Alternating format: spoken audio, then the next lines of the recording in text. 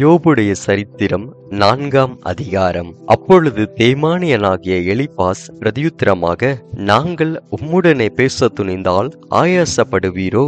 ஆனாலும் பேசாமல் அடக்கிக் கொள்ளத்தக்கவன் யார்? இதோ நீர் அநேகருக்கு புத்தி சொல்லி இளைத்த கைகளை திடப்படுத்தினீர். விழுகிறவனை உம்முடைய வார்த்தைகளால் நிற்க பண்ணி தள்ளாடுகிற முழங்கால்களை பலப்படுத்தினீர். இப்பொழுதோ துன்பம் உமக்கு நேரிட்டபடியினால் ஆயாசப்படுகிறீர், அது உம்மை தொட்டதினால் கலங்குகிறீர். உம்முடைய தேவ பக்தி உம்முடைய உறுதியாயும் உம்முடைய வழிகளின் உத்தமம் உம்முடைய நம்பிக்கையாயும் இருக்க வேண்டியதல்லவோ? குற்றமில்லாமல் அழிந்தவன் உண்டோ? சன்மார்க்கர் அதம் பண்ணப்பட்டது எப்போ? இதை நினைத்து பாரும். நான் கண்டிக்கிறபடி அநியாயத்தை உழுது தீவினையை விதைத்தவர்கள் அதையே அறுக்கிறார்கள். தேவனுடைய சுவாசத்தினாலே அவர்கள் அழிந்து அவருடைய நாசியின் காற்றினாலே நிர்மூலமாகிறார்கள். சிங்கத்தின் கெர்ச்சிப்பும் துஷ்ட சிங்கத்தின் முழக்கமும் அடங்கும். பால சிங்கங்களின் பற்களும் தகர்ந்து போம். சிங்கம் இரையில்லாமையால் மாண்டு போம். பால சிங்கங்கள் சிதறுண்டு போம். இப்போதும் ஒரு வார்த்தை என்னிடத்தில் இரகசியமாய் அறிவிக்கப்பட்டது.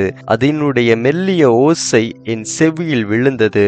மனுஷர் மேல் அயர்ந்த நித்திரை இறங்குகையில் தரிசனங்களில் பலவித தோற்றங்கள் உண்டாகும் போது திகிலும் நடுக்கமும் என்னை பிடித்தது. என் எலும்புகளெல்லாம் நடுங்கினது. அப்பொழுது ஒரு ஆவி என் முகத்துக்கு முன்பாக கடந்தது. என் உடலின் மயிர் சிலிர்த்தது. அது ஒரு உரு போல என் கண்களுக்கு முன் நின்றது. ஆனாலும் அதன் ரூபம் இன்னதென்று விளங்கவில்லை. அமைதல் உண்டாயிற்று. அப்பொழுது நான் கேட்ட சத்தமாவது, மனுஷன் தேவனை பார்க்கிலும் நீதிமானாயிருப்பானோ? மனுபுத்திரன் தன்னை உண்டாக்கியவரை பார்க்கிலும் சுத்தமாயிருப்பானோ? கேளும், அவர் தம்முடைய பணிவிடைக்காரரிடத்தில் நம்பிக்கை வைப்பதில்லை. தம்முடைய தூதரின் மேலும் புத்தியீனத்தை சுமத்துகிறாரே. புழுதியில் அஸ்திபாரம் போட்டு மண் வீடுகளில் வாசம் பண்ணி பொட்டு பூச்சியால் அரிக்கப்படுகிறவர்கள் மேல் அவர் நம்பிக்கை வைப்பது எப்படி?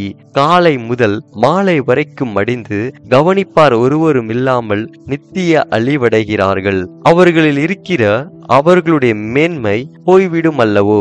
ஞானம் அடையாமல் சாகிறார்களே என்று சொன்னான் என்பதே. ஆமென்.